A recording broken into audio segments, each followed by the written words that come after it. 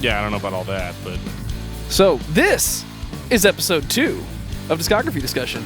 Dan, what's up? Not too much. Josh, what's going on? Not much. Having fun. Sky, you're here too, right? Yeah, that's right, she is. So, what's going on? We're talking about Mortification? Yeah. And what about Mortification? Well, everything. Really? Just about. Okay. So, you want to elaborate on that, or are we just going to go into it? Well, Mortification is a Christian metal band, which is what they would tell you. What does that mean? They played a good mix of Christian thrashy death metal in the early 90s. Moved on to more of like a groove metal sound, and eventually kind of topped off. Didn't really end much on a high note. Kind of music got a little cheesier, a little more simple, and that's it. Discography discussion over. All right, so... Episode 3. All right, so what have you been listening to? Well, I mean, break it down, because you sound like you're beating around the bush a little bit. and knowing you personally and knowing exactly what your opinion of Mortification is, I'm just going to call you out right now and say, tell us how you really feel. I guess with Mortification, what it is that they're a band that I liked a lot whenever I was younger, for a couple of reasons. The early albums are extremely good. The later albums typically tend to lose quality over time. If you listen to the band's first 3 albums and then go listen to their last 3 albums, it's very disappointing as a music fan to see a band that was good, that had a good premise, decay. And Mortification is notable in the sense that they were kind of the first Christian death metal band that made it. There was a band out before them called Vengeance Rising that played kind of a thrash style with the more raspy vocals and stuff. But when Mortification kind of hit the scene, they were, in a lot of people's words, a lot scarier than anything that had come through the Christian metal realm, so to speak. At that time, at a time they were really the most extreme Christian metal band that existed, and that's really what made them notable. I know my first introduction to Mortification was when Hammer of God came out. And I remember you playing it for me, thinking, as a person who is a huge fan of Metallica and that punk style of thrash, yeah, okay, here's a band that sounds like a band that I like, but the vocals are different. Yeah, the vocals were odd. And little did I know, until you told me, that's not even what that band usually sounds like. Right. This is a band that comes from death metal and type of vocals. Sure. And it was same guy. It was the same guy. It was nice to hear something. It was nice to hear something good for a change. Sure. In a market of accept this because it has a message type bands. And I know that's never really been a good excuse for me. I know we kind of share that opinion of just because the message is good doesn't mean the music is good. Right. So, and this was an example of music being good. And then years go by. I've got Hammer of God in my collection. I've listened to the other albums that came out before. But then the stuff that was coming out, all I could say was, this is boring. Yeah, it was. And having listened to it now, an album like the Mortification self-titled, and then an album like Scrolls of the Megaloth, and then we get to Hammer of God, it's still good. It's still exciting. Sure. It's unexpected. Sure. If they do one thing that is kind of why, it's that every album seems to have a joke on it. Yeah, joke song. But acceptable because, we've done the joke song thing before, and it's fun. Sure. But now it turned into what it is, and the reason that it turned into what it is, we will delve into it, but at one point Steve Rowe had cancer. Right.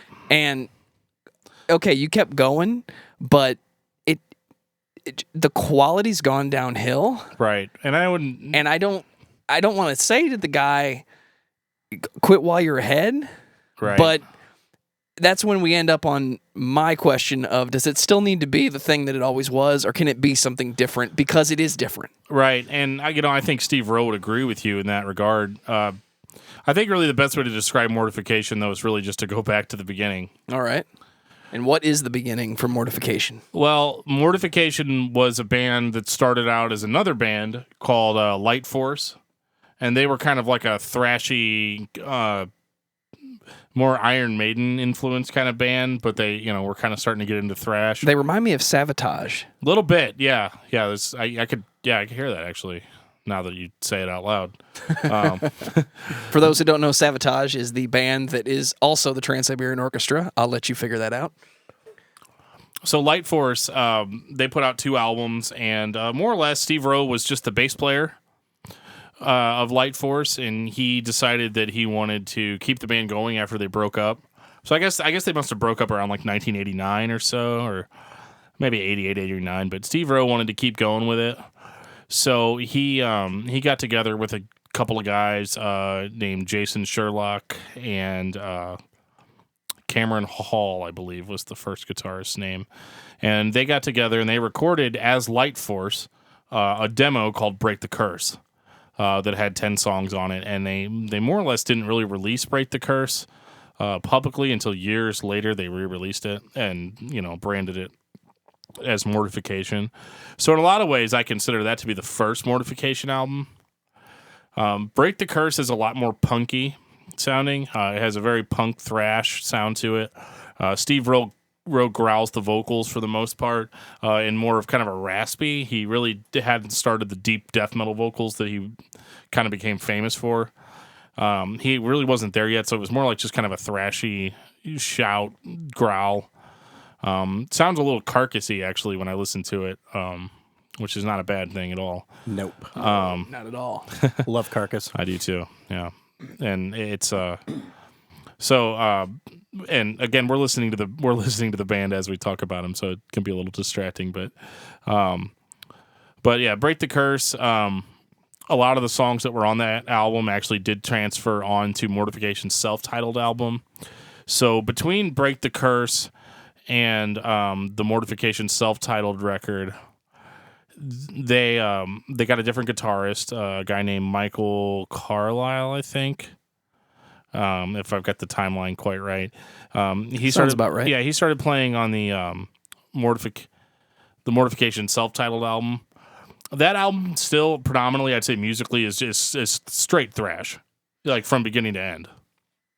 It seems like this guitarist was a lot better that they got on this one than the first one.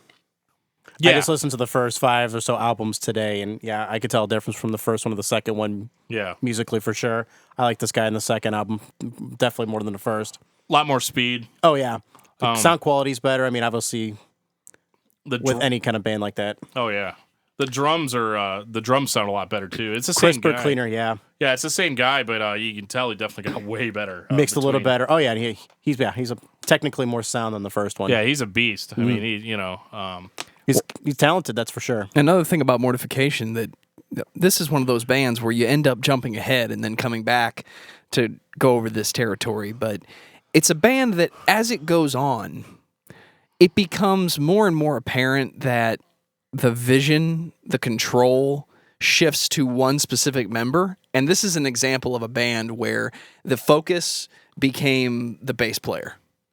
Yeah. And yeah. I can't say that's a good idea, because most bass players that I know, if garbage. they had complete control, they're not songwriters. They might know how to play, but they're not going to write a song like a songwriter would. They write a bass part that they think is cool. Well, yeah. And the later material turns into, this is a riff and a song that the bass player wrote, and that is not usually, most of the time, a good thing. Right. And in these early records, you can tell it's still a band. Even if the guitarist changes, which I know it did several times, you can still tell that it's a band. The focus and the idea is more conventional. And somebody would say, well, it doesn't have to be conventional. You're right, but it also doesn't have to be good. And the more and more they stray away from it sounding like a band, the more it becomes not good. Well, yeah, and I think the thing too is so yeah, you look at these old albums, and what you're saying is exactly correct because on the first 3 or 4 Mortification albums, the songs were predominantly written by Steve Rowe and Jason Sherlock, the drummer. And I hate to say it, but I'm usually a bigger fan of the Sherlock written songs than I am the Steve Rowe ones. Not to say that those are bad. And what you were saying about the bass player not being the main songwriter, you can really hear that because on the first 3 Mortification records, I think Steve Rowe's bass playing is at its best because he's focusing he's focusing on 2 things: he's singing and playing bass. But he even does like a bass solo in I think it's the 3rd album. It's weird, but What Scrolls of the Megaloth or Post-Momentary Affliction? He did a bass solo. It's not as good as like Anesthesia or anything. It's actually extremely weird sounding and almost sounds a little bluegrassy. I can't even describe it. We'll have to pull it up later and listen to it because it's insane. So they put out the self-titled album. Self-titled album, super heavy. The impact it had on Christian metal is really undeniable in the sense that it had good lyrics. It had really fast, thrashy guitars, like no compromise. One of the things people always complain about with like Christian music versus other music is that it's not as aggressive or it's they don't have the anger in them. Whatever. You listen to that first Mortification album and it's like, dude, it's.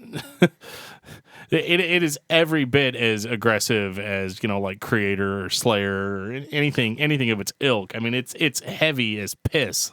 And most death metal like this, I always attribute to Slayer from a focus style or the way Slayer is. It's an onslaught of audio. It just comes straight at you, which is, I know, the thrash mindset typically, but this is very much the same idea. Yeah. It's an onslaught. And I know their second album or their third album, depending on how you view Break the Curse, Scrolls of the Megaloth in 1992, still one of the heaviest albums I've ever heard. Yeah, absolutely. Like if you thought like people used to say, if you think the first Mortification album is heavy, you need to listen to Scrolls of the Megaloth because it is literally the most insane thing we've ever gotten out of Christian music. I mean, it is just... for your fans of your Cannibal Corpse and Napalm Death and, Cannibal Corpse was the first thing I thought of listening to. If you don't know the lyrics or if you just didn't listen to this without the lyrics and just music, you would mistake them for Cannibal Corpse Absolutely, or something like that. Yeah. The biggest difference about Scrolls, though, is its main focus is being heavy, which is kind of weird. Like, it doesn't sound like it'd be a good thing, but it really worked for him here. Because Mortification has never really been a very heavy solo band, at least not at the beginning. For as much praise as people give these first few albums, there really aren't very many guitar solos in them. Maybe a little bit on the self-titled. I don't remember there being any solos on Scrolls at all. It was not that come to mind. No, I thought Postmortem was the first one that I remember hearing solos on it. Yeah. It was like that was the more technical one. Because it was like, okay, we did the death metal thing on Scrolls, so now we're gonna, change it up. Yeah, and Post Momentary was a lot like, it was a lot like Scrolls, but again, the songs were more interesting to listen to, But Scrolls is just undeniably just so heavy. The vocals on Scrolls, I think, are unique in that I've heard a lot of death metal bands from that era. And Steve Rowe's vocals were very modern sounding death metal because a lot of the death metal from the early 90s was still a lot of like thrashy shouts, with more aggressiveness. Sometimes the whole death metal aspect was more about the music than the vocals. And Steve Rowe's vocals are just insane sounding on this record. I mean, just otherworldly, terrifying. And it's funny too because I was listening to a podcast just the other week with Jason Sherlock on it, and he was saying how like there's a lot of like dual vocals. Joe, if you pull up the song "Terminate Damnation" off of Scrolls, at the very beginning of that song, there's like a vocal, and I thought it was an effect. It's track 2. There's a vocal effect on that song that I thought it was an effect, but it turns out that it literally is just Jason Sherlock and Steve Rowe doing extreme death metal vocals, and they just mixed them together. And then when you listen to it, it sounds like an effect. Well, that's standard fare isn't. with recording is doubling vocals, or even doubling two different vocalists to get a different type sound. A good example for a listener would be anything off Nevermind, because if you hear a big time harmony, it's probably Kurt Cobain and Dave Grohl. Right. So. Right, but if you listen to this, you're talking about this guttural. Yeah. It sounds like an effect. They're very in sync. Yeah, it's a very strange sounding record in that regard, and most death metal that was to come later did sound kind of like this, and it seemed almost a little pioneering for a Christian band to have that extremity, that level of heaviness. It was just insane. And Scrolls for a lot of people is the end all be all of Mortification. I know some people that literally just listen to the first album and Scrolls of Megaloth, and then they're done. Like there's nothing else exists after that, which is a shame because Post Momentary Affliction is a good record. Very good. Well, yeah. I know for me it kind of stops shortly after Hammer of God, but I try to make that critical, not just I'm done because this is the best. Because that would be like listening to Master of Puppets and not getting to Enter Sandman. Right. It just depends on what kind of person you are, I guess. Exactly. Yeah, Post Momentary, death metal, but they started thrashing again on that one. You start hearing the thrash metal influences, and this was the very first time you hear Steve Rowe use his, like actual voice. So a little less death metal, a little more thrash now. Thrashy, yeah. Longer songs, more complicated songs. The intricacies. Yeah, catchier songs. Catchy riffs, yeah. Mm-hmm. The drums are still insane on this record, though. This was Jason Sherlock's last record with Mortification. He went on to be in a doom metal band called Paramecium, which sounds a lot like Scrolls if it was slowed down, very slow, because that was really popular with doom metal back then. It was heavy because it was slow and crushing, I guess, and that's a good record to listen to, or a good band to listen to if you're a Jason Sherlock fan. He also went on and recorded the Horde album, which was it was all him. He did everything on that one, all the vocals, guitars, drums, and that was like in raw black metal. But yeah, I think Steve Rowe's vocals, in my personal opinion, probably sound the best on this third album. Post Momentary. He shouts and growls and yells and screams. Just a lot of different vocal styles. And I was gonna say he ranges quite a bit on this album as opposed to before, what's one sound, one monotone. Right. I think he realized that he's like, I've got to diversify if I'm gonna keep going. And that's definitely a vocalist mindset, because I know one of your biggest complaints is it's sounding monotone, even though it's your performance. You want dynamic. You want to go high, low, mid. You want to create a creative performance. Well, yeah, sure. I mean, when I recorded vocals, I did it all in one big session, and it did start sounding monotone, and I was always disappointed with that. So, like Steve Rowe, if I did another album, like right now, I'd be changing it up all the time, like doing 3 tracks and coming back later. Absolutely. Yeah, but this album's great. It's really to a lot of people the last great Mortification album. This is definitely the third album in a band that's at least still a band intended to be. It's intended to be a continuation. It's the same thing. It's just better than the last time you heard it. Right. It's an era basically of that band. And now we're going to get into Blood World. I like this one a lot. You just go right ahead. This one a lot. Yeah. This was a weird album as compared to the first 4 or 3, however you guys want to talk about it. Yeah. And as Dan had told me ahead of time when listening to this album, the drums were going to sound different, and they certainly did. There was a kind of that, like we talked way over here, an organic drum sounding that was real popular at the time. Yeah. I like the harmonicizing, I think, of the guitars in this one. The lyrics, his voice is different. Yeah. He sings a lot different than he had in the previous albums. I just liked it. It sounds bassier, a little beefier. Yeah. I like that. So yeah. And this is because, they were an established thing now. They've got 3 albums out. They've got worldwide popularity, at least in death metal, and they were a really respected band at this point. And I remember Steve Rowe even said, he goes, yeah, the next album's going to be more of a groove, thrash kind of sound. It's going to be really, it's going to be a lot better. And it's going to be more popular. So I think he was going for kind of more like vocally, at least he was going for more of like a Pantera type sound. Definitely sounds like Pantera in his voice. Yeah, and maybe a little bit of Sepultura in there. It's aggressive, but it's not death metal. It's more your average metalhead's going to pick this up and listen to it versus the older stuff. Oh, without a doubt. I mean, being a metalhead myself, this was, like I said, this is by far one of my favorite albums listening so far from these guys. My biggest complaint with Blood World is it's the self-titled Zao record of Mortification. Everything about it is great, but then you got to ask yourself, what were they thinking when they mixed the drums? I was going to say, for the most part, sounds a little weird. The drums are mixed dead center mono. Yeah, and most people in the car blasting on the stereo, especially thrash guys, we don't care. We know what we're getting into. But when I listen to it, and you could say, well, that was the mid-'90s, that was the early '90s. No. Albums have been mixed in stereo since stereo existed, especially drums. Right. So why are these so mono? There's no space. All the space is occupied by the guitar, which from an engineering standpoint makes me say, okay, the guitarist must have mixed this.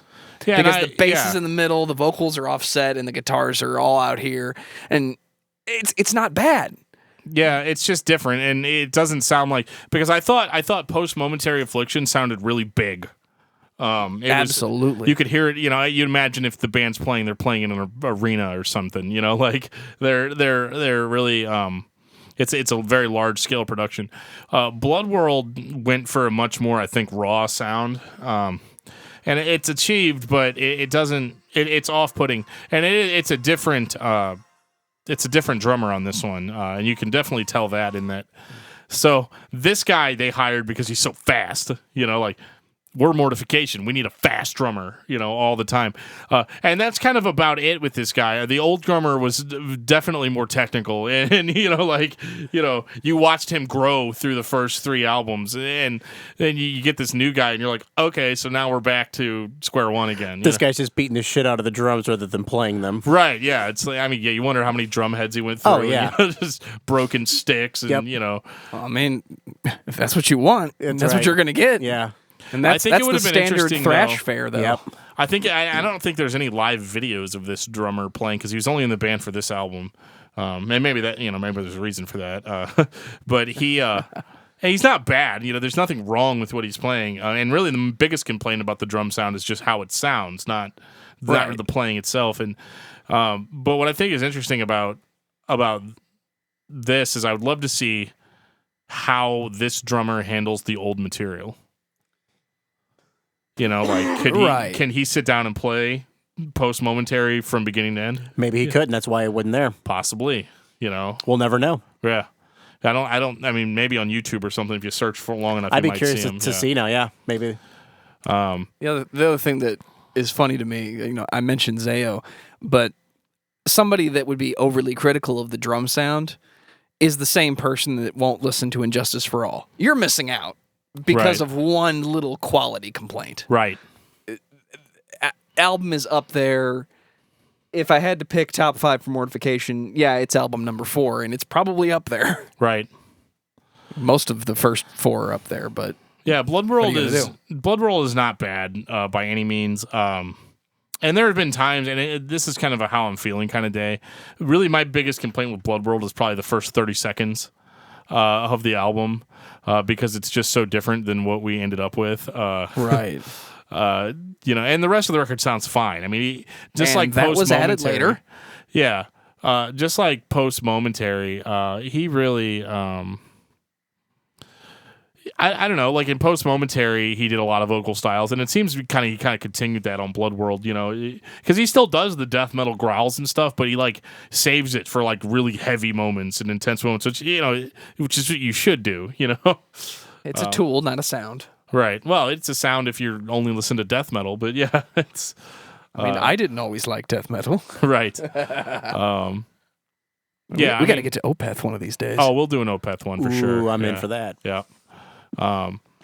So I mean, yeah, Blood World still doing good, still a little bit different. It's hard with Blood World because Blood World is a good album on its own, but it's not as good as compared to Post Momentary. Speaking of Post Momentary, Oh, you're looking for the bass solo? I'll Take find the one. bass bowl. Yeah, no, it's probably not Take One. It's just Flight of Victory is the bass solo. Yes, it is. Yeah, I mean, it's cool sounding. He's got a cool effect, but so full confession, and I'm so sorry, Steve Rowe, if you're listening to this, but I can't tell whether or not this is really good or he just didn't know what he was doing. The rule with bass players is if you hear one note, it's good. Right. I'll let you be the judge. Yeah, I mean, it's cool, but it's just, like I said about it being just very weird and kind of... This sounds like Geddy Lee from Rush. Right, yeah. It's definitely more of a classic rock type it's of more, influence. more of a 70s rock bass kind of thing than anything. And that is so Steve Rowe, too. If you ever read interviews with him and stuff, he's very, all about 70s stuff. Which there's nothing wrong with that, but No. that's what this reminds Whenever me of. you hear that, But it's in the middle of a death metal record. Yeah, I mean, I so, get you. Whenever you hear that bass, Could you just that imagine- bass chorus, that's yes. Yeah. That's Heart of the Sunrise. That's Roundabout. That's where that comes from. Can you imagine as a kid in the Christian metal being scene, getting this album, listening to it, and then getting to this song going, what the hell? Well, and Christian bands were bad about that. Like Tourniquet, who I would consider to be probably one of the greatest Christian metal bands to exist. Even they've got weird songs every now and again, and not like Tourniquet weird, but just like weird in general, because they're a weird band anyway. But they have they have this weird rap rock song that sounds really bad because it was recorded in 1992, and it's I don't know, it just didn't sound right. But moving on, yeah. So they did Blood World, and if anybody wants to talk smack about that record, you can. But the reality is that it is a good record, and Steve Rowe's plan about getting more popular with that record and that sound absolutely worked 100%. He said that was their best-selling album that they'd had to that point. That doesn't surprise me based on the sound of it. Yeah. That sounds like it's their Black album. Totally different sound than the first 4 albums that they had done. Absolutely, but still very metal. Very metal. Still in that genre, but it's more commercial where you could listen to it with outside people who maybe weren't, in that scene. And it's really interesting to hear maybe what a follow-up to Blood World would have sounded like, but I don't feel like the next album, Primitive Rhythm Machine, was really a follow-up because at this point, after this album, drummer quits. He was only on one album. The guitarist quits, and he was actually... the guitarist was actually on... He was the one that was on the self-titled Scrolls of Megaloth, Blood World, Post Momentary. So it was kind of a big loss to lose him. Did he quit or was he fired? I think he quit. I can't think of... Michael Carlisle, right? Yeah, I can't think of a lot of people in Mortification that were kicked out of the band, at least that I know about. I think at the end of the day, it's still a Christian metal band. It's still an extreme Christian metal band, and so there's a certain amount of the potential audience that's just not going to listen to it just because of that. And so, even though the band was very popular and very renowned for being a Christian band, I still think that their actual overall money take home from that was somewhat limited. So they probably couldn't. I doubt that they probably ever could have lived off of Mortification.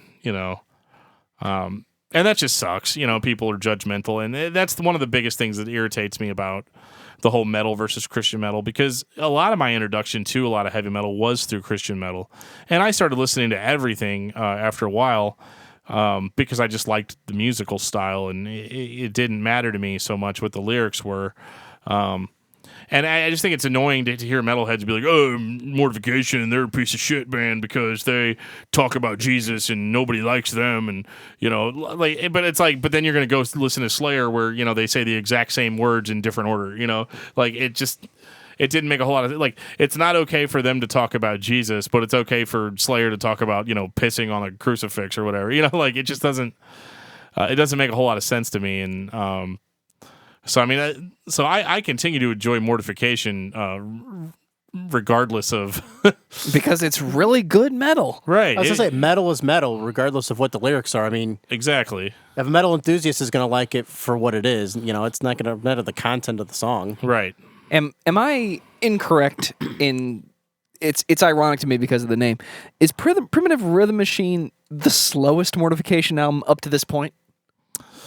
I mean, Post Momentary and maybe Blood a World. little bit. I mean, they definitely, we're on, speed setting 1,000, pretty much, right, for everything up to this point. I would say Break the Curse might have been a little slower.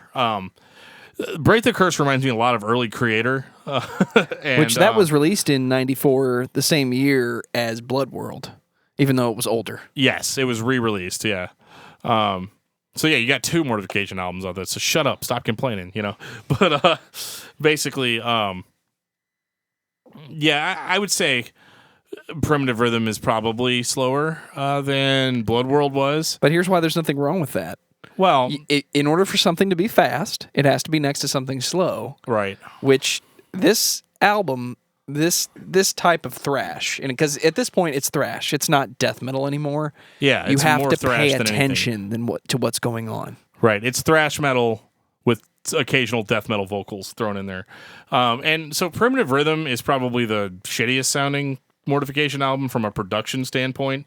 It's primitive, right?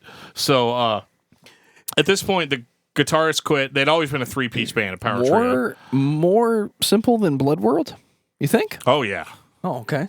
Well, I don't think Blood World is simple. I think it's pretty complicated for them. Yeah, I was going to say, it's some intricate pieces in there. For a Mortification it just album, sounds it's poppy. pretty, yeah. Right. Okay. Primitive Rhythm was more like Steve Rowe and Friends recorded that album. Basically, his band quit, and then so Steve Rowe had this American tour booked, and was like, "Well, I'm going to go on tour," and so he just hired a bunch of dudes from other Christian metal bands that were in the United States, and they did the tour. Why didn't we think of that? I think actually they did the Blood World tour. Okay, that's awesome. Yeah, so that was cool, and those are the guys that are on Primitive Rhythm Machine, and Primitive Rhythm Machine has some cool songs on it. There are a few on it that I think are kind of stinkers, but the song Primitive Rhythm Machine, the way it starts off, is just a really cool intro, and it's fun. It's got tribal drums. Around that time, I think Sepultura had put out an album called Chaos AD that was very similar. Yeah, very similar. At least in the musically. mindset. Yeah, I think Chaos City is a better record, but they had the tribal drum sound going. Actually, I wouldn't mind listening to that, Joe, if you've got that on there. Primitive Rhythm Machine, the song. Give me just a second. That song's better than the last half of the album. Absolutely. The last half of the album, it's weird. It's like 3 songs, but they're like 15 minutes long. Yeah. Yeah, it's kind of annoying. They never end. Because I know that's like 3 songs. It's they're not no really. Joke. It was but like yeah. 15 minutes, 12 minutes, and then it was like 20 minutes on the last one. Yeah. They're just kind of a weird band. At that time, like they did a lot of weird stuff. But Primitive was, I love the way that album starts, and I love the cover. It's got like 3 swords going through like a demon skull, and the swords form the Mortification logo. Very metal. Yeah, I thought that was really cool. Mortification has a lot of cool covers, and they also have a lot of really not so cool covers. The self-titled one's my favorite. Yeah, but yeah, if you're listening to the production quality, Joe, you could tell it's really. I wouldn't be surprised if this was recorded in several different sessions. It just doesn't sound okay. I get what you're saying here. Yeah. The guitar is also on this record. My biggest complaint: guitars completely lack punch. On the drums actually sound decent this time, but the bass you can always hear Steve Rowe's bass whether you want to or not. He's got kind of a Motorhead complex in that regard. And the further on we go, going back to what I said before, it becomes a huge problem. Yeah. Oh, but Lemmy did it. Well, Lemmy turned the mids all the way up, turned everything else down, and then didn't care. Yeah, but he did that for 40 years. I don't listen to Motorhead for its musical complexity either. You listen to Motorhead for one thing. You're trying to say what not complex. Yeah, that's what I'm trying to say. All right. Yeah. Lemmy's actually back from the dead here with us right now to contest the horrible. He's staring straight up at the mic. Yeah, the horrible comments that we made about him. But so yeah, I mean, Steve Rowe sounds pretty good vocally on this record. Sounds kind of like just like he did on Blood World. He's got it going on. He does the death vocals and stuff. Steve Rowe vocally was really good during this era of Mortification, and I think I think the music sounds good, but it's got kind of that Saint Anger. It doesn't sound as bad as Saint Anger, but it does sound pretty raw. I'd say all you can hear were the drums and the bass, and the vocals. The guitars are weak. They don't punch. There's no oomph behind them. Yeah. Bass sounds good. The drums sound good, but the rest of it's just kind of lacking. I would love to hear this remixed. Yeah. I think it would probably sound a lot better if it was remixed. It definitely reeks of not going to say it wasn't mixed by somebody that didn't know what they were doing, but they either didn't have the right direction or this was done by somebody who was doing the band a favor. Like, we need to get this album out. Here's the tracks we have recorded. We're on a time crunch. Got to go. Yeah, and that's another complaint I kind of have with the band is I feel like they were always in a hurry to put new stuff out, which isn't a bad thing. I mean, I get that, the music's not paying their bills or whatever, so they feel like they have to continually produce product in order to keep people interested in the band, which is weird because in the 90s, I don't think people were quite as fickle as they are now. I think now, like I remember back in that era, I'd have one record and that's all I'd listen to for weeks, but Mortification kind of had this thing about wanting to put out a new album like every single year. I mean, you got Break the Curse 1990, Mortification 91, Scrolls 92, Post Momentary 93, Blood World 94, Primitive 95. It just goes on and on and on. They didn't really start taking breaks between albums until a little bit later. So yeah, I mean, I feel like pretty much everything they'd done up to this point had been a hit, and then once you got to Primitive, it kind of started getting to more of a miss. And I think it's one of those things you could say pretty well that they just it was a miss, and it was okay. It wasn't horrible. It wasn't. There are a few things about that album that bother me. That was when structurally Steve Rowe's writing was a lot more apparent on the songs, and they were. As far as I know, I'm pretty sure he wrote that entire album, Rhythm Machine. Considering the only surviving member of the band, that would make sense, right? And I'm not gonna split hairs on It definitely is the first time before he quit or what It definitely is the first time that Mortification reeks of our only surviving member is the bass player. Right. It starts to reek of these are the bass players' left, ideas. right? Well, but Steve Rowe was still the vocalist, so I guess that still made it okay. Right. And that, because I figure it's always Mortification if he's in the band. He's the main man behind the mic, and so he goes back to Australia. Rethinks everything about the band. Hires a new guitarist and a new drummer. And what's interesting about this drummer is that you may notice that on their next album, Envision Evangeline. Number one, this album is way more produced than Primitive Rhythm Machine. We're back to really more modern sounding production quality. The band sounded good. We're listening to the first track now, but they started sounding better. The production quality sounds really glossy, almost like you're listening to like a classic, like a Saxon album or something. Oh, Saxon. Yeah, so it's Angel Witch. Yeah, absolutely. Just very glossy.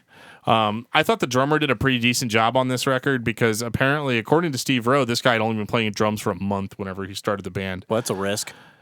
A huge risk, and one that's gonna blow up in his face at some point in his career because, he did a decent job, and we got lucky with this one, and over the next few albums that this drummer's on, he gets better, The problem is, though, he's nothing compared to the old drummers, though. And it would be compared to the old drummers. Right. From hardcore fans. Right.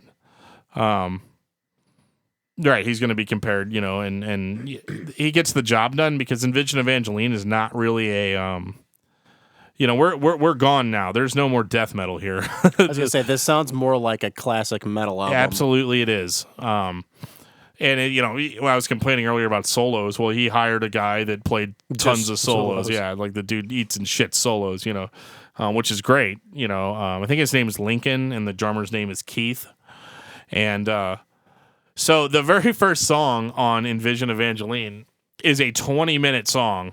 It's the title track, and it's a song about like the crucifixion of Jesus from the angel's point of view, which I thought was kind of interesting because it was, they're in the lyrics there he's saying, like they're doing, they're whipping him, they're beating him, let's go down there and kick their ass, like they're not in those exact words, but very similar,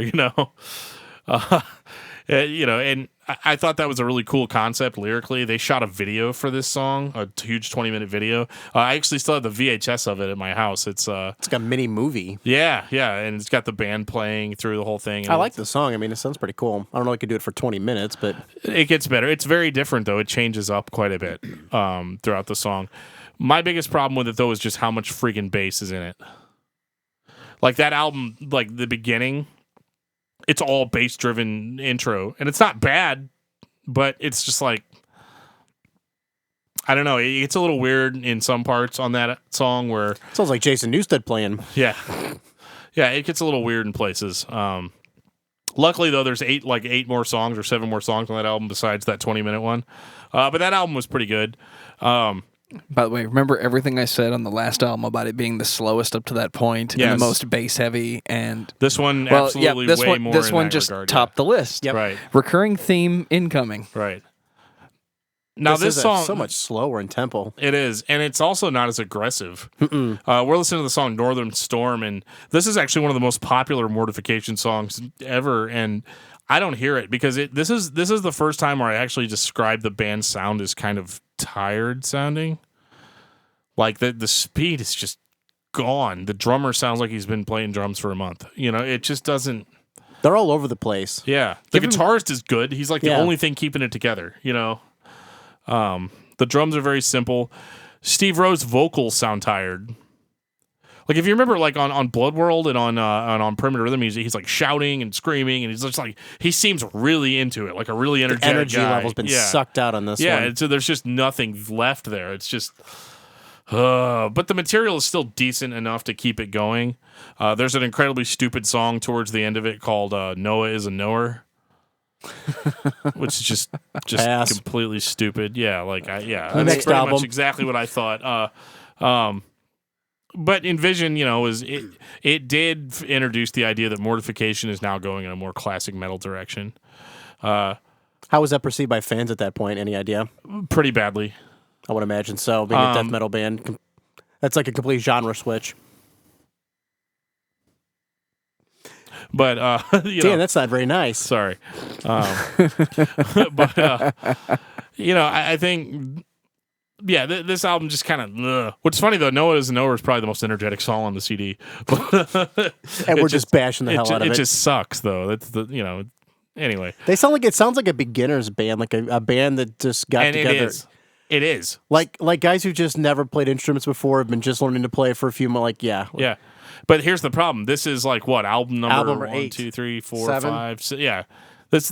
They've put out some stuff up to this point. Yeah. But not these guys. Not these guys together. And here's what I think. It would probably Steve Rowe came back to Australia after after Primitive and formed the band again. And it was probably just like a brand new band starting out again in a garage. Except this band's Mortification. Oh, no, okay. Let's not start that. Right, it's a band that got together for the very first time to play in a garage, and they just happened to be Mortification. Yeah, and then again, you're like, okay, well, if it's your first album again, then let's hear that first album again. And we had to wait an album to get the first album again. That's right. So after Envision, something really horrible happened.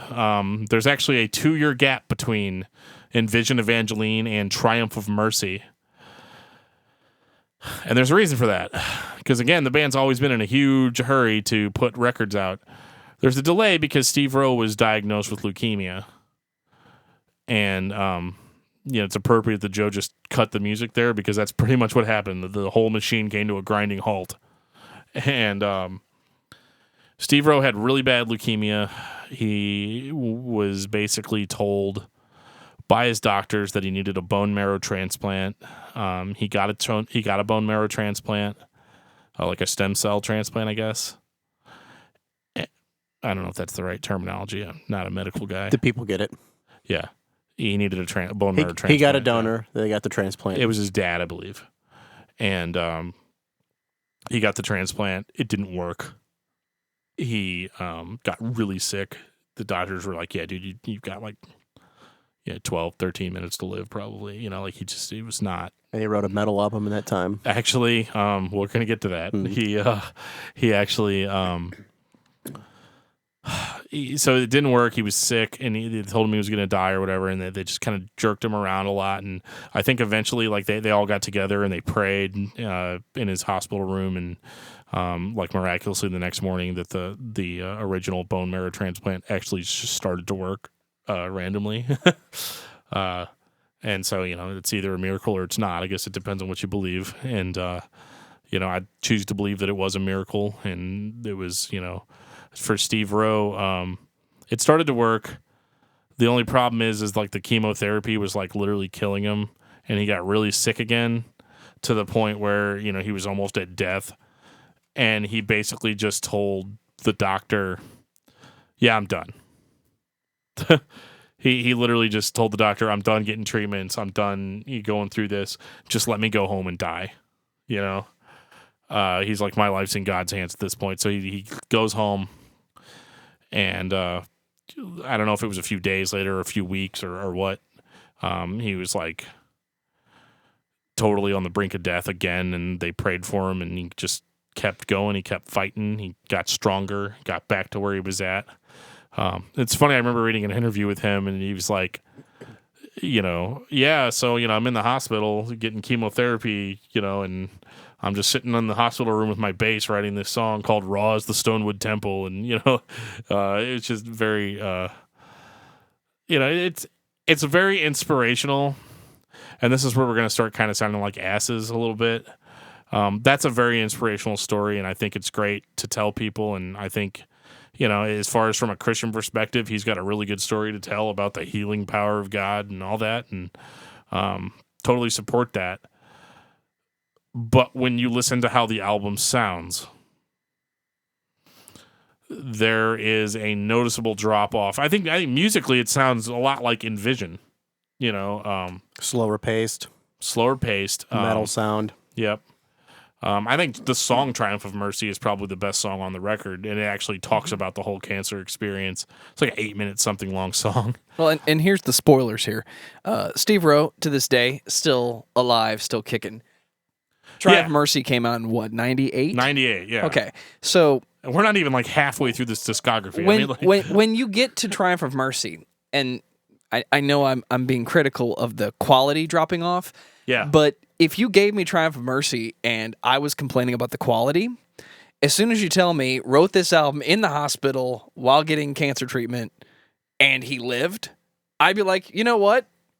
The bass player wrote an album while he was getting cancer treatment. I will put that out. I will listen to it. As a fan, I'm still in. Right. This album is not great, but I think we can all agree that they get a free pass on this. Previously, it's not horrible. No, not previously. Not by any I may means. have been making an exit, but here I'm still in. Right. Yeah. Here in 10 years, we're gonna get there.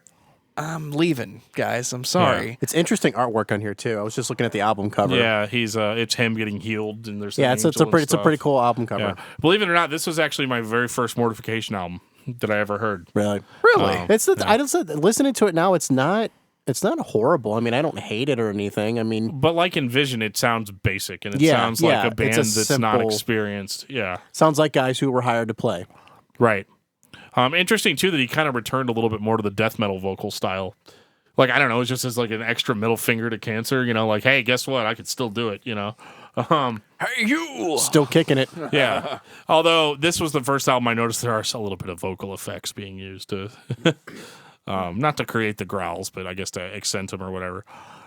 Everything's legal as long as it's not cheating. So Steve Rowe gets better. He's kicking again. Puts out an album in 1999 called Hammer of God. This one's pretty damn good. Yeah, as I said, this was a good album too. Yeah. I mean, that sounds more of a beefier sound than the previous two. Yeah, it's kicked up. One thing I like about it is they must have had a really good producer because the bass is turned down. Yep.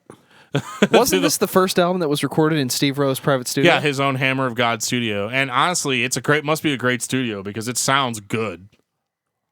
And I don't want to delve into this too much, but it's going to come up. So, Dan, can we do it one time? What? God Rules. Oh, God Rules, yeah. Well, this song actually was on the Mortification self-titled. It just wasn't called God Rules. It was called The Majestic Infiltration of Order. Say that one more time. Yes, Dan, say it again. It was called The Majestic Infiltration of Order. So at that point, it was a joke because of how ridiculous it sounded. The song name was longer than the lyrics, yes. That's awesome. Yeah. Isn't this something, though, that any band can do right? Like, here's a fan favorite. We're going to re-record it to remind you that we're still here. I mean, Motorhead did it with Ace of Spades. Right. But long before that happened, you got a new Mortification. You get a new album. The quality is back. Yeah. In my opinion. In fact, Hammer of God, maybe because it's the first I heard, is my second favorite next to Scrolls. But I like hearing God Rules because it reminds me, hey, we're not taking ourselves too seriously. Right. Does that mean a band needs to go back and play a fan favorite again every 5 albums? No. But it's nice. Like, hey, we can still do this. Just so you know. It was definitely good. I really... What's funny is actually at the end of Hammer of God, there's 4 demo versions of songs that are on Triumph of Mercy. And they're demo versions of those songs. They sound better than the album versions. But yeah, there were some really good songs on Hammer of God. The opening song, Metal Crusade, was awesome. The song Martyrs was cool. Which is like literally, it's just all these stories about people that were Christians that were just killed basically for their religion. And I thought that was an interesting song. They have really good ones called like Ride the Light and Liberal Mediocrity. The thing is, though, is this record, the lyrics were a little cheesier than I think they had been up to this point. What do you define as cheesy? Just your Jesus per minutes. Cliche type quotes. Yeah, it sounds like a bunch of guys that are just really love heavy metal. I was made for loving you. Nothing wrong. No. Yeah, they love heavy metal. Paul and Gene. There's nothing wrong with that. But my biggest issue with Hammer of God is the cover. Weird purple cover with a huge Star of David, which I think they're not fooling anybody if they're trying to make people think that's a pentagram. I don't think that's what they're going for, given the band's whole ideology. But it's a weird image. I mean, it's got the hammers in the middle, there's hammer, dual hammers. The Mortification logo looks cool. It's the classic logo, and I think that's neat. But this is, how many years are we in now? Like, I mean, the band started in 1990. This is 1999. So 9 years later, this is almost completely unrecognizable as Mortification. Even Steve Rowe doesn't sound like he sounded on even Blood World on this one. I mean, it sounds like a different vocalist. And I think his vocals on Hammer of God, despite the music quality being better, still sound tired. Like, kind of just very... I don't know, like... If you can imagine, maybe on the old albums, he's like standing up and he's shouting the lyrics into the microphone. This one, it sounds like he's doing what we're doing. He's just sitting in a comfy chair, recording it. Which, if you've seen him perform live lately, is exactly what he does. Right, but I think health reasons are more that. Right. Steve Rowe did recover from cancer, but the effects of cancer throughout the years have not been too good to him. Still putting it out, though. I mean, you got to respect him for that. So Hammer God came out. I think it kind of re-solidified that the band was still a thing for everyone. They took a 2-year break between this one and the next one, which is called The Silver Cord is Severed. This one sounds really modern. Steve Rowe's bass is back, like right in your face. Boom. Oh, is that what that is? Yeah. I thought that was somebody skinning a raccoon. Right, yeah, it's there. Which is funny because the cover of this album is probably the most boring one. It's just a bass. I was going to say, how original is this artwork? Not very original, but that's Mortification now. This is the new normal for the band, and it kind of just is like, okay, This record wasn't a huge success for fans of the band. I think it definitely is not Hammer of God musically. It's just a whole different kind of beast. I've heard people accuse it of being nu metal, which I think isn't true at all. No. I mean, we're listening to the first song, Metal Blessing, and I'm getting kind of more of an Iron Maiden vibe. I was going to say, this sounds again more like 70s metal or, 80s metal, if anything. There's a song called Access Denied on here that it sounds a little nu metal-ish, but that's... to call a band, an established metal band with credibility like Mortification, to call them a nu metal band at that time was just the most insulting thing you could say. It sounds nothing like nu metal. Yeah, I don't think it does. It's first of all, it's not being played on a 7-string. No, it's not heavy at all. Yeah, it's like But that was one of the biggest complaints about Mortification in this area, or in this era. They weren't heavy anymore. They weren't your ball busting, kick-ass death metal band that they were before. So, I just can't see anybody that's on Scrolls that likes Scrolls listening to this. It's too slow of a tempo for me. Yeah. Like almost lazy sounding. Like the songs were written quickly. But again, let's rush to get this out and move on. Right. They actually toured all around the world for this. Mortification's actually more popular worldwide than they are in the United States. It doesn't surprise me. They're an international act. Like they come play the United States and they're playing at a bar to 30 people. Whereas they go to Germany or something. 400 people show up. It's crazy. I've seen them play festivals in Brazil where there's thousands of people there. And that's not surprising. Not at all. Extreme metal also is much more well received in other countries than it is in America. And it's kind of sad, but because you really, typically they don't really like touring here because, let's go to America and make no money and get pissed on, when we're, Or let's go overseas and play soccer arenas for 300,000 people. Right? Yeah, it's just like you mean it's not heavy like Pantera, right? Hey, you boys play metal, it's like okay, so Silvercord Severed is just kind of it's a record. It's a record that's there. It exists. It has lyrics. It has music. It's not overly interesting. I think if you like Hammer of God, you'll probably like Silvercord. If you like Envision, you might like Silvercord. New drummer on this one. He's better than the drummer that was on Hammer of God. He's also only 15 years old on this record. Obviously, he's older now. Is this Adam? Yeah, Adam Zafaris, I think. I don't know. I used to call him. Didn't he come back in 2010 for a minute? Okay. Yeah, for one song. Yeah, pretty much. Mortification hasn't really had that many returning members. Doesn't sound like it. No, and I think people quit the band. I think Steve Rowe's the only one that was Steve Rowe is always very. He was very much about the message of his music, and after a while, the band to him was a ministry to convert people to Christianity. Which is a huge turnoff for some people. I think he's a dude that puts out records. He could do whatever he wants, Well, it's his man. Right, Well, that's kind of what I'm talking about when I say that the quality begins to go down. I understand the purpose, but when it's distinctly a different product, why does it have to still be Mortification? Why doesn't it just become Steve Rowe? Sure, change the name. Yep. That's why were these Mortification albums? This is my band. They could have been called Steve Rowe and the Massive right. Thrashers or whatever. You can call it whatever you want. I get it, but Reese Roper didn't show up and say we are Five Iron Frenzy and it's a totally different band. And it's a Brave Saint Saturn. Yeah. It was. That's that. This is this. It's different now. Okay, this is the best I can do. Okay, again. Quality's going down. Do you understand why I don't like it?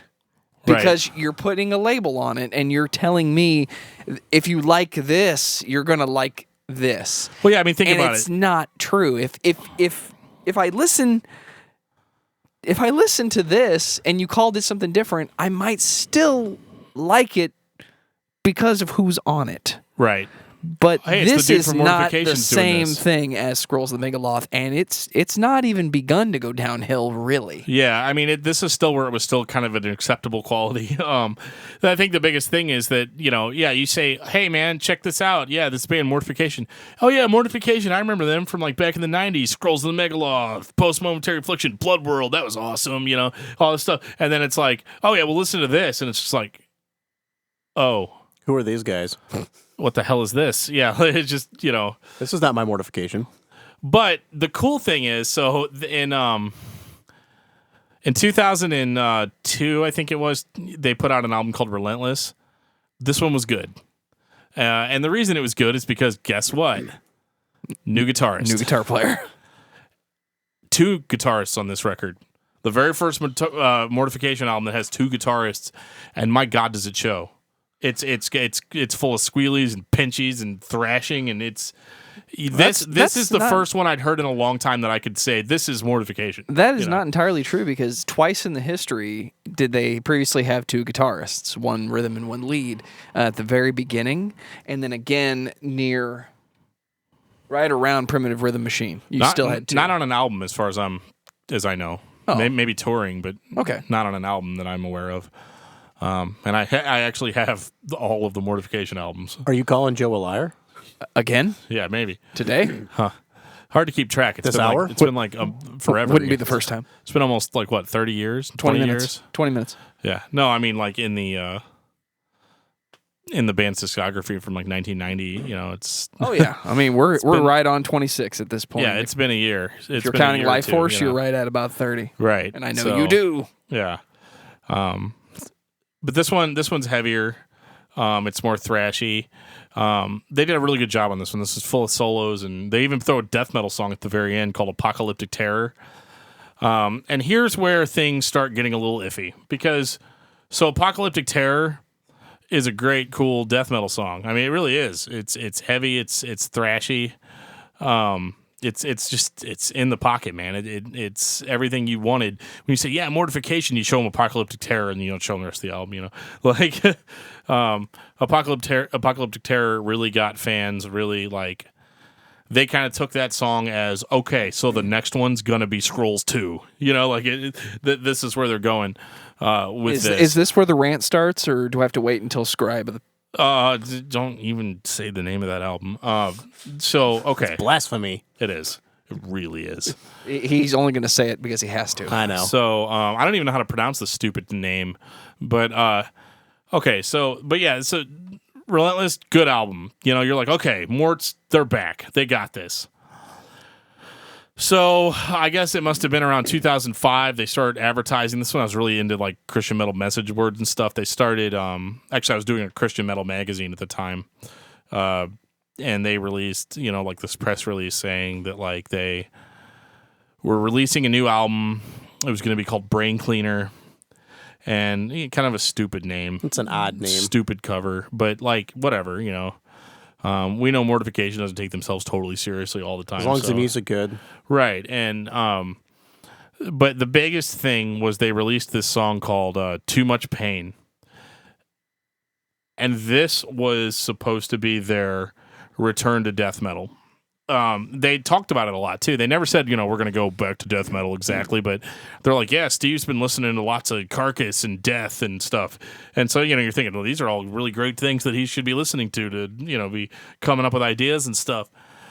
So what we got was what I like to call the Mortification fake death metal.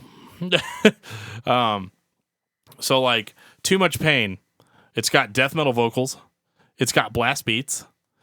It's got that like tremolo picking, it's got aspects of death metal to it. It's got a little thrash. The problem is it's all bass driven. The album starts off bum bum bum bum, or the songs are bum bum bum bum bum bum bum bum bum bum bum bum bum bum bum. And if you don't like that sound, well, you better get used to it, buddy, because this is where the band's at now. And it's like, I think Joe put it the best, where he's like, I'm listening to this and I'm thinking, Steve Rowe's thinking back to like 92 and Scrolls, and He's playing very basic songs because that's basically what they've been playing for the past 10 years at this point, is really basic songs. And I guess in his mind, it aesthetically sounds kind of like death metal, but it's not really. It sounds lazy. It doesn't have a lot of real aggression behind it. It's flat sounding. And it fooled me at first. Like, I mean, when I first heard Brain Cleaner, I thought, okay, well, and don't fool yourself for a minute thinking that the entire album sounds like this song, because it doesn't. There's still a lot of the relentless Hammer of God sound in that, or even the Envision sound is there. And there's just some really stupid songs on Brain Cleaner. There's a lot of decent ones too. The best songs that I thought were on Brain Cleaner were the ones that weren't trying to sound death metal. They were like, there's a song called Living Like a Zombie that's actually pretty good. I thought that song was good because it sounded like the Mortification that was on Relentless, and that's the band we've been listening to up to this point. And while this is not the first time it's happened, this is one of those albums where you listen to it and you can tell the bass player had all the ideas creatively, and Absolutely. the guitarist was not able to adapt. Right. So you have a lot of, Free as a Bird. It's a lot of, we're playing in unison because that's the idea. Right. It's if it was anything but death metal, I would call it the Frank Zappa approach, where everybody's playing the same note because of how complex it is. And the point is you're listening to a group of musicians playing in unison. Right. In metal, we tend to call that, math metal? Yeah. It's like everybody counted to 12 and then everybody counted to 14. You can't drop a pin between these riffs. Yeah. That's like right. It's, but this was not achieved because it does kind of come off as a little sloppy sounding, and that's unfortunate. And I don't know, and I'm not going to be the guy that sits here and says, oh, it's because of his health that he can't play music very well. I've heard people say that, and that's just mean. It's what it is. The product is what it is. Right. It's just not very good. Right. And that's what it is. Steve Rowe's vocals still sound lazy on this one, and it bothers me, and because I know that at one point the band was good, and it's kind of like the I kind of typically like to call Steve Rowe the George Lucas of Christian heavy metal, because if you want to call the first 3 albums like the Holy Trilogy or whatever, he released a product that everybody wants him to do again. And he's releasing stuff where he's like, this is just as good as the original product, if not better. And everybody's like, dude. No, it's not. It's really not. Yeah. And maybe that's marketing. Maybe that's that idea of the thing I just did is the best thing I've ever done. This is whenever the band actually started going in a more independent direction, I noticed too, because there's a song on here called I'm Not Your Commodity. Again, it's supposed to be a death metal song too. It's not. It's got death metal vocals on it. It's heavy. It's one of the heavier songs on the album. It's one of the ones I actually like the best, but the lyrics on this one are a little different than his typical Jesus metal stuff, in that he's saying, basically talking to the record label, and he says, I don't care if you hate what I do because I don't exist for you. I play for the pure of heart who don't care about your plastic songs and all this stuff. And it's definitely the most aggressive I've ever heard, like as far as him being angry, like writing an angry song. And you can actually hear that a little bit on the song, it's probably the most aggressive that they've been in years.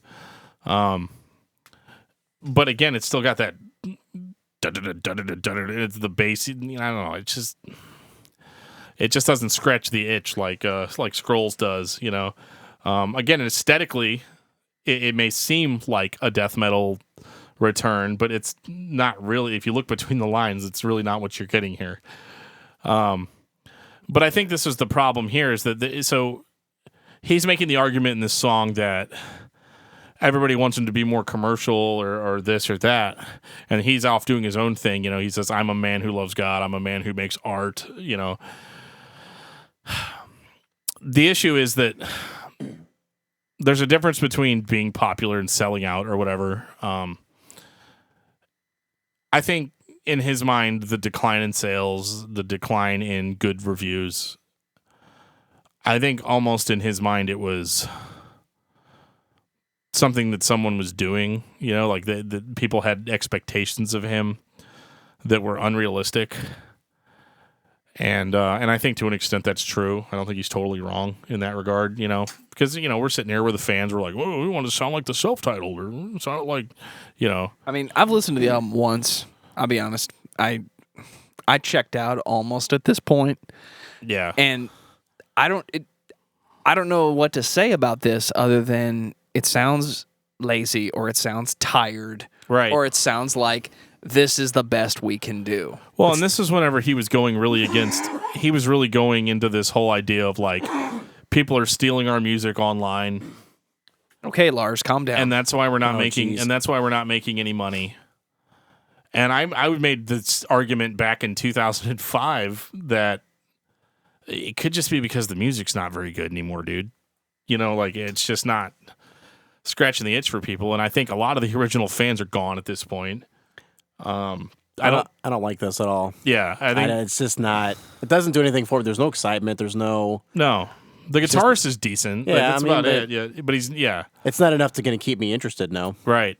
And I think if this guitarist wrote more of the songs, maybe it'd be better because he is actually one of the better guitarists that was in the band, but he's being held back by the band that he's in. You know, it's almost weird because it's so just kind of crappy sounding, and then this guitar kicks in out of nowhere, and it's a totally different tempo than what they're playing behind it, and sounds like two different bands playing at the same time. Right.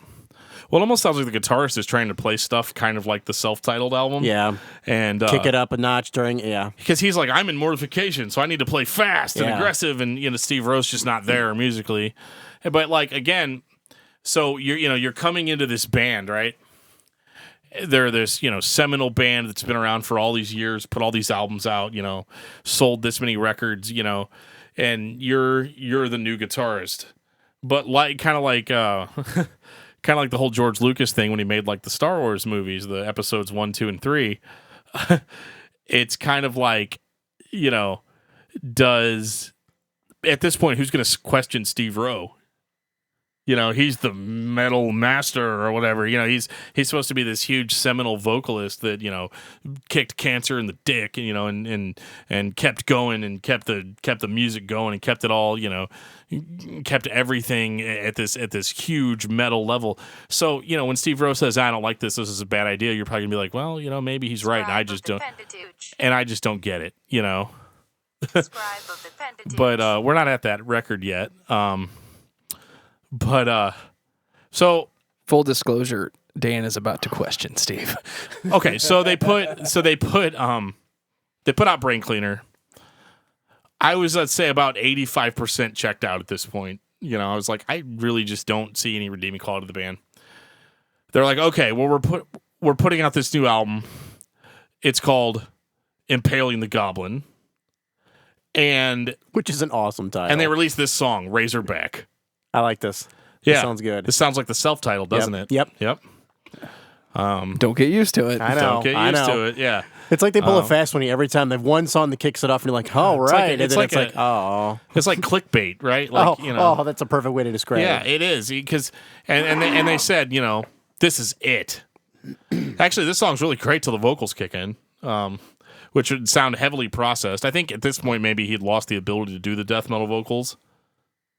Ooh, yeah. Because it almost sounds like his regular vocals that are pitch shifted.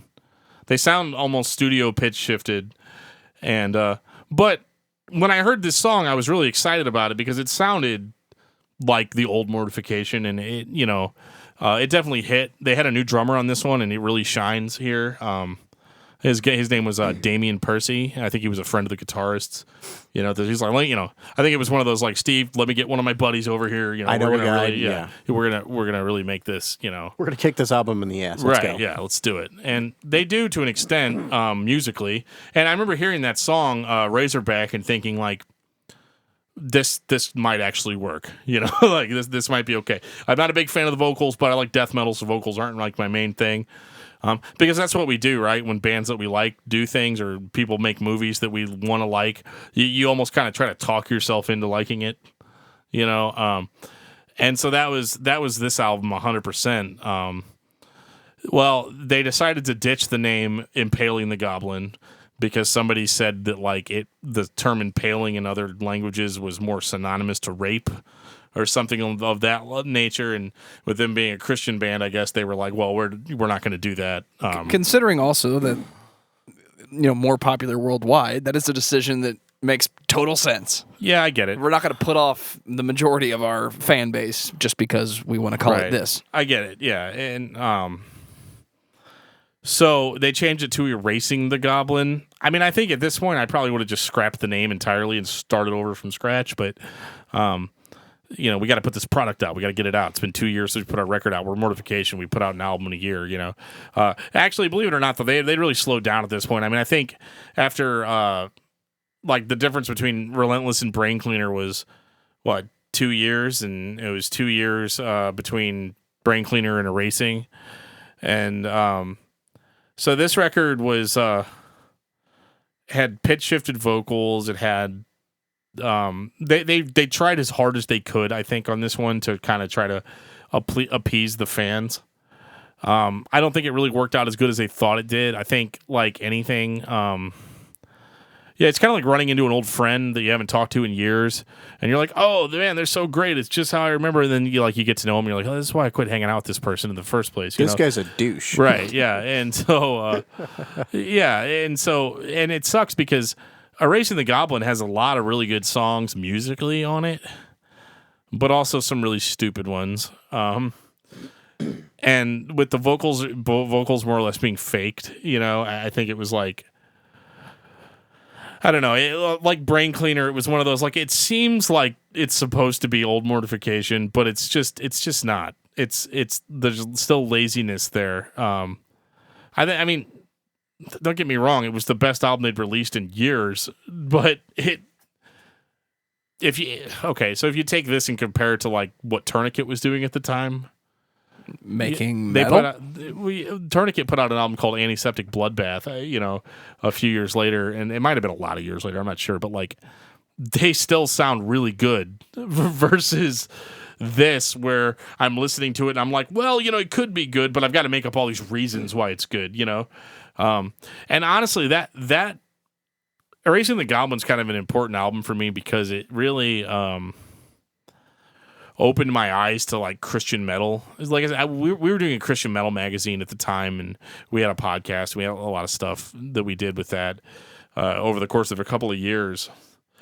And I remember being a lot more about the religion and about the message, and it was really really a big deal to me at the time, and it still is to an extent. But I remember in my magazine we would review bands, Christian metal bands, that would be of very subpar quality, but they, I would still say it was good because it had good lyrics or whatever, and sometimes it was decent. And I just don't feel like we were doing those bands any justice. Wasn't this the album that broke you? It was absolutely. All I can do is talk about the message, and I said it's just not good. Right, absolutely. And and I thought you were a dick for saying it, but nobody was saying it. The message is important in that context. It's not good. But music is music, and this is not good. Right. It's just not. Because it went beyond that. The whole idea of Christian metal being crappy, it reinforces the stereotype, and that irritates me that it has to be that way. And it doesn't. Especially today. And I know this is about 10 years ago at this point, but in the modern era of music, there is no excuse for it to sound bad. You're doing it on purpose, or this is the best you can do. And again, I ask the question, if this is the best you can do, why is the band still called Mortification and not Steve Rowe's new Metal Jesus project? Actually, he does have that. I know. Now. So why does Mortification still exist? And believe it or not, it's actually not bad. One Row Vision, it's like a rock, like a 70s rock type of thing, and it's what he likes to play, and it fits better. He actually has learned to sing, believe it or not, in the past few years, and actually sings, La La La sings, and it sounds way better than this. But I think the thing is that Mortification just really, when I was talking about reinforcing the stereotype, it really did, because I was just as guilty of it as anybody else. I was telling people stuff that wasn't good was good. and that's like an offense against metal, you know. Like, I mean, it really, you know, it is, and it really bothered me because, like, you know, you want to say, oh, well, they're doing a good thing for God, they're doing it for the Lord, you know, this is such a good idea, you know, but like, you're not doing God any disservice by not giving your best. And maybe this was his best. I'm not criticizing Steve Rowe as a person. I know, you know, I've heard, you know, and seen what he's been through, and I think it's amazing that he's even still doing it at all. But that's where I have to separate myself from the situation, and as a music fan, judge it on its own merits. And it's just not doing it. And I moved away from Christian metal for a while after this because I really I couldn't see the merit in it, and I was embarrassed to show it to anybody, you know. And, you know, I was like, how many hours of my life am I going to waste telling myself something that's not good is good just because it's Steve Rowe and it's Mortification and it's good if you really think about it, you know? Like, you don't need that. It's like the very first time you went and saw The Phantom Menace in the theater. You're like, yeah, the first time you watch it, you're like, yeah, that was great. And the whole time you're telling yourself, this is good, this is good. You're ignoring all your reservations. If you have to convince yourself, then it's not good. Right. And a lot of people went and saw that movie 3 or 4 more times after it came out, you know, because they were like, well, yeah, it's, you know, it is actually good if you really think about it. And no, it is not. But here's the weird thing about it, though. I don't know if this was just like something that was going on in like 2005, 2006. But like, I don't remember reading any bad reviews for this record. Like even from like the secular websites, like just your standard metal websites, it's like it's almost like the cancer and the struggle and the fact that he's been doing it for so long makes him like immune to criticism. Because I look on the Mortification Facebook page even now, and there's just so much hand holding there. Like, oh, it's really good, buddy. Just keep going. You know, like.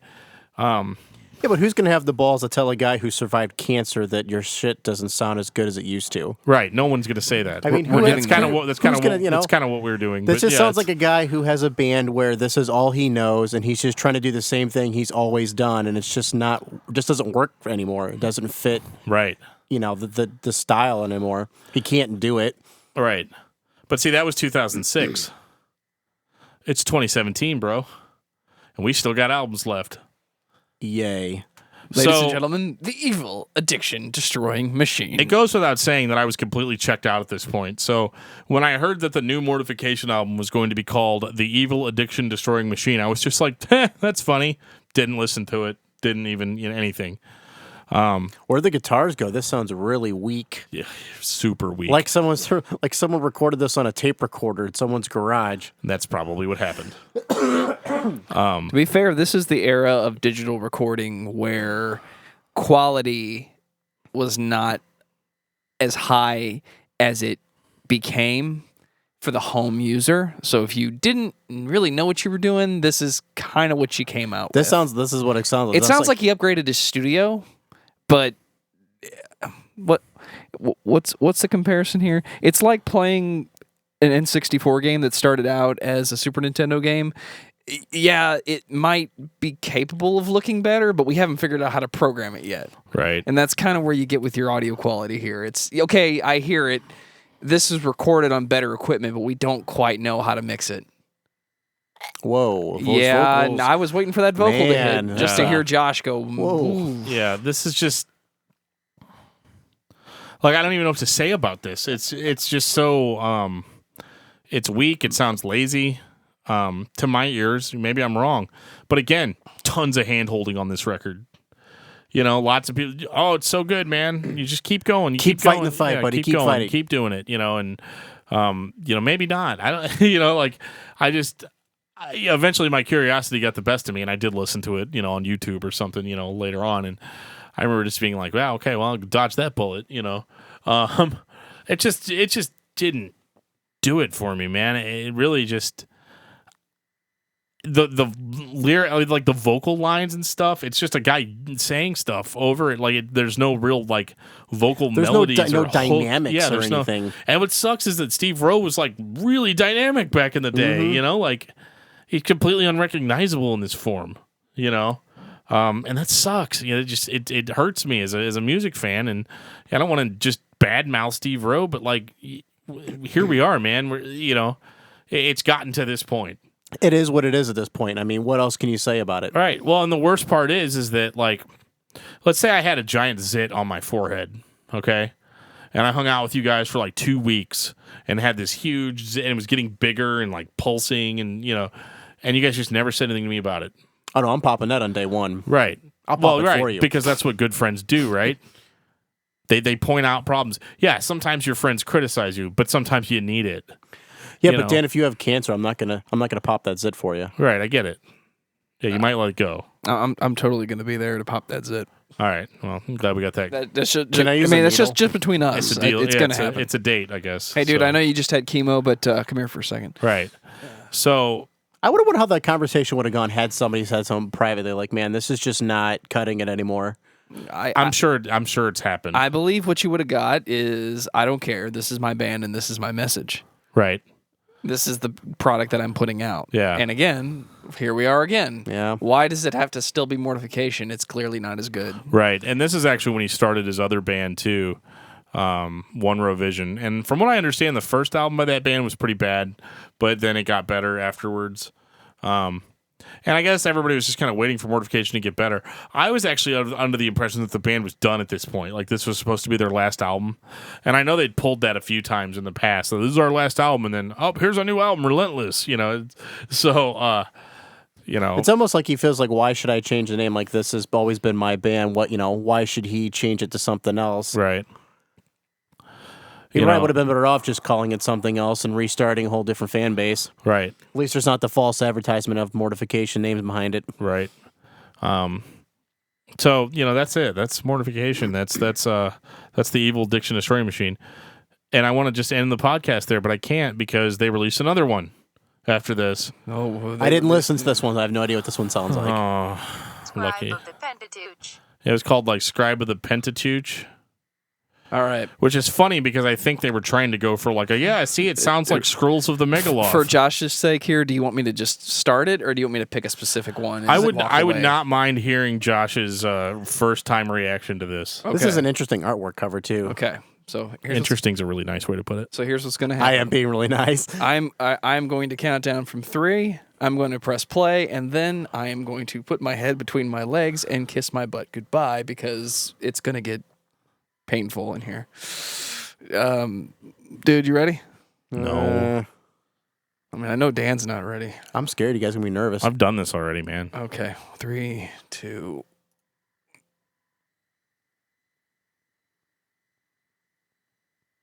Well, they're all over the place. Jesus. Yeah. It's almost like they're all playing separately in completely different rooms, and it's not. Oh my God, there's no cohesion here. Possibly. Yeah. What is with those vocals? Oh my gosh, this is jacked up. Yeah. Nothing seems to fit together. Good. You ask yourself too, like, how could it get worse? Oh my, they certainly got worse. Do you want to know how it gets worse? Yes, Scribe of the Pentateuch. Yeah. Is that basic? Remember what I said about what the hell is that? Remember what I said about the Zayo drums? Yeah. Do you hear it? Straight up digital. And this is not the first time that this band has had straight digital drums. But are you sure? Yeah, this is not the first time, but you may not have been paying attention. If it is a real drummer, I really hope you're not accusing him of something. I'm accusing him of pulling a Jesse Smith. This is about to get real awkward. What the? Hey, at least you tried to switch it up, though. So, do we need to say anything more about this, or is this when the rant starts? It's bad. Let's just put it that way. What is okay, going but here's on the thing, here? man. Here's the thing. Okay. Again, rave reviews. I beg you to go on the internet and find a negative review for Scribe of the Pentateuch. Everybody says it's good. He's just talking at this point. He's not even Some singing. people have actually said, like, I really wish we could insert, like, the Unsolved Mysteries, theme song behind this, and get Robert Stack back from the dead to be all like, some people have said that Scribe of the Pentateuch is just as good as Scrolls of the Megaloth, if not better. This guitar player's not very good either. Permission to treat Robert Stack as hostile. You know what's funny? Same guitarist as Hammer of God. No shit. What no the way. hell happened? You know, it's almost like he just forgot how to play. Let's go back. I don't think he forgot how to play. Second. I think, or he was told not play. I went and saw. Well, I didn't go and see. I watched on YouTube them playing these songs live at like a club, and the dude's like he's playing, but he like looks like it's like, hey, dude, here's $20, just show up. You know, like that's so, that sort of thing. This is killer riff. Same guitar guy, same guitarist. Wow. Yeah, That makes me feel sad for this. yeah. That's like a waste of talent there. Yeah, it hurts. It really hurts. Yeah, that sucks. That does suck. Yeah, he was the guitarist on Envision Evangeline, which wasn't a great record, but it's Master of Puppets compared to this. You know, like I mean, it's And what year did this come out? This was 2012. So I'm assuming that was it for them. Oh no, No. we got one more. As of today, we have one more. This last worse. one is called Realm of the Skeletor. Oh, that's a great title. I may not actually have this. Yes, I do. Hang on. Okay. Actually, musically, this one's a little bit better than Scribe, but Well, at like least they sound a little more in unison. 12% better, maybe. You know, Really simple. Sounds lazy, sloppy. horrible vocals. Mm-hmm. And I'm just going to get it out of the way. Again, I'm sorry to anyone that thinks I'm being an asshole. But if this is the best you can do, is this as satisfying to you as Scrolls of the Megaloth? Because if it is, power to you. But I'm going to tell Not you even it's Scrolls. not Like, good. can it be like Blood World or? No. I mean, I'll even take Primitive at this as a point, I mean. creator, if you believe this is as good as Scrolls of the Megaloth, and you think I'm completely out of my mind for believing it's wrong, I'm going to tell you, this is not good. If you wanted to call this anything else, Saint Anger. it would be its own thing. But you're giving me Mortification, a band that now for over 25 years has been putting out records, which is more than a lot of bands can say. Right. But did you ever really sit down and wonder But at why what your cost? favorite bands don't put out as many records as Mortification? Maybe because the record company actually understands something about that, which is if you give them too much, they get bored with you. Right. And you run out of ideas. And I know this is not the same thing, but if this was anybody else other than Steve Rowe, if we didn't have a cancer, story is the wrong word, so I'm going to say life story. If we didn't have that, we would be looking at this guy going, what are you doing? Pretty much. So, Well, who's to say he'd even have a band at this point? I mean, Yeah. I think that's probably a huge reason why nobody ever. he wouldn't be able to call this Mortification if he wasn't a founding member, if he didn't Right. own it. Right. He wouldn't be able to call it that. So Right. why can't it be something else? Oh, I have something else, but this is still Mortification. You know Right. what? Can you sit down and play Scrolls? No. It's not the same band then. Right. And that's my creative, critical outlook. If I can't still do the same thing, it's not the same thing. Right. So don't expect me to accept it for what it is when it's not. what Right. you're And I don't offering. necessarily think that he's expecting anything. I think he's just putting his stuff out and Right. and it makes And him that's- happy. And, that's fine. in that regard, that there's nothing I could say negative about that. He's just doing what he wants to do. Yep, but what he is doing is wanting me to pay for it. Sure. Change a band name. Go a different direction with it. Don't slap a Mortification label on it when it's clearly not Right. anything close to what that has been in the past. Steve Yeah. Rowe has a new band. It's called Realm of the Skeletor. You know what? I'm going to listen to it. Yep. Right. It's not Mortification, but I'm going to listen to it. And I might still hate it, but At least you'll give it a fair chance. right. I think at this point my expectations could not have been more low when I was listening to it, and I, occasionally I've been done with the band and I've gone back and it's surprised me. This is not that. I mean, I don't think we're ever going to get to that point again. I think it's hard because again, there's just so much hand holding with this metal scene that it's like people telling him, "Oh, it's great, man. Do it again. It's so awesome. We just want another Mortification album." And like the religious element is there, so it's like people say that they feel blessed by the music, and and that's fine, I guess. But have you listened to other bands that's where I'm at, like, because even there's lots of other Christian metal bands like Deliverance or Tourniquet or I can't really say you can't really call Zayo a Christian band anymore, but like Living Sacrifice and stuff like that, where it all stayed so technically sound, and they really kept it together. I guess my biggest question is, where's the quality control? Because you got to think, like, they recorded that album, and even if it was completely independent, they recorded it in their basements. Someone had to listen to that album in some capacity and give it a thumbs up and say, this is good, go ahead and release this. And that person is Steve Rowe, because he releases his own albums. Right, because he is the band. He's the record label. He's everything. Which means...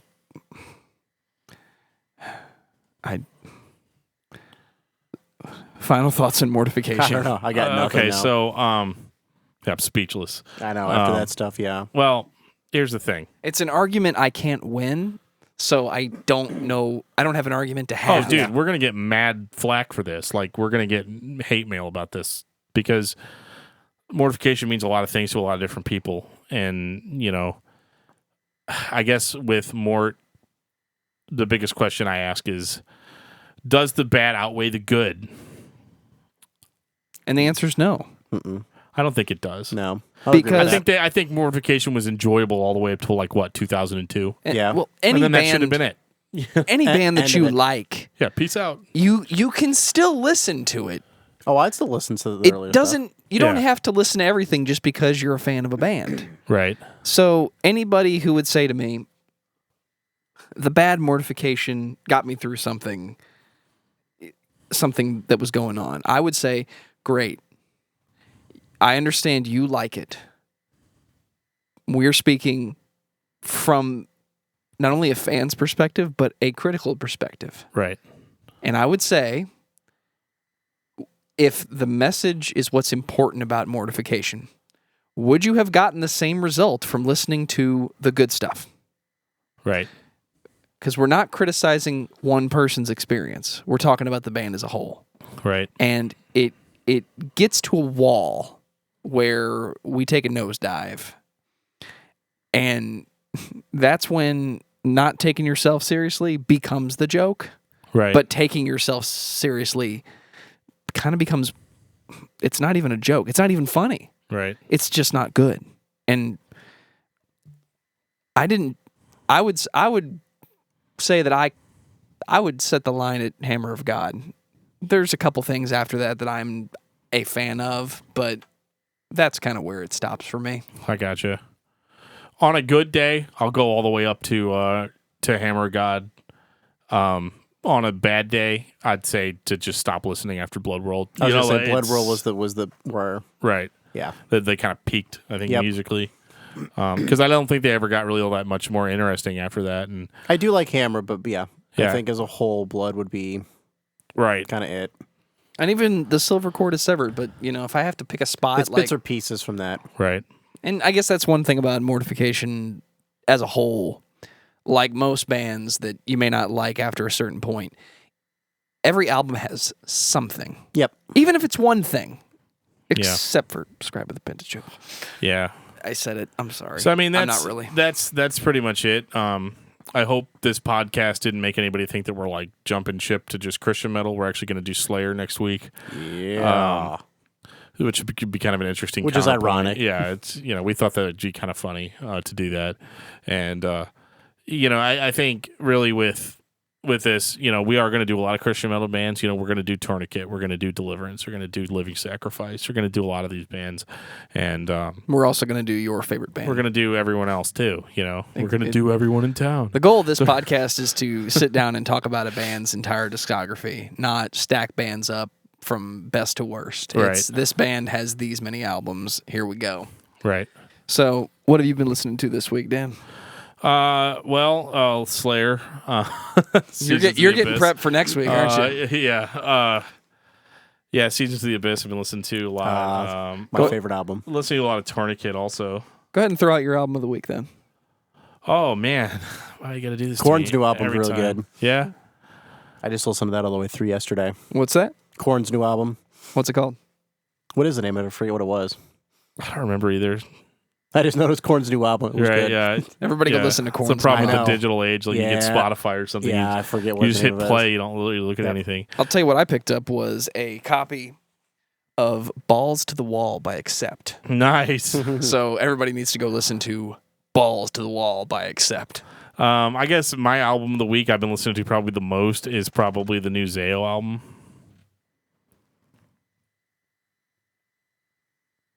Oh, you want to know what the name of it is? I mean, might want to know. It's The Well-Intentioned Virus by Zayo. Yeah. I like the dramatic pause. Yeah. I like it. But that Can I put a cricket really good. sound in there?